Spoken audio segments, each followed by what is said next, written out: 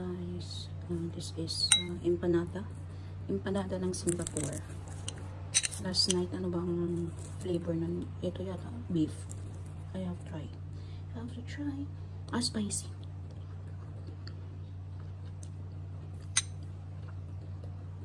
Spicy ito. Good luck sa lalamunan ko. Medyo paus pa nga ako eh. Tuna. Spicy tuna. Kaya pala may red dot. Kagabi ibang flavor din nakain ko. Hindi ko na na-videoan. Nag-iba na yung kulay.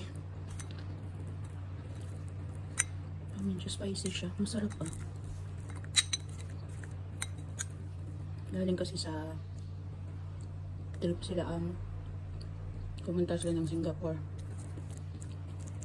Pasalubong niya sa akin. Ayan na. Naubo na ako. Super anghang.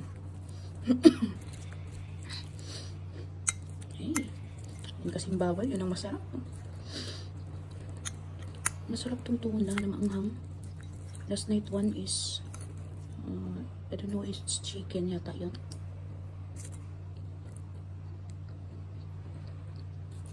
Nabugbog na to sa biyahe kaya ganitong mukha ng empanada. Kagabi yun ang dinner ko. Dumating sila around 8. Sabi niya, hindi ka ba kumain? Dahil parang malinis daw ang kusina. So yun. So sabi ako wala. Nag-lunch lang ako, then skip the dinner. So sabi niya, I have pasalubong for you. Ayun. 2 empanada. Tapos yung Singaporean 1,000 layer cake ba yun? Yun ang kinain ko. Tapos ito ngayon, may breakfast. Mas masarap doon. Manghang. Spicy tuna. Kain kayo guys.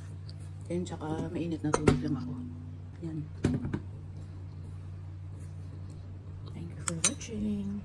Kain muna ako.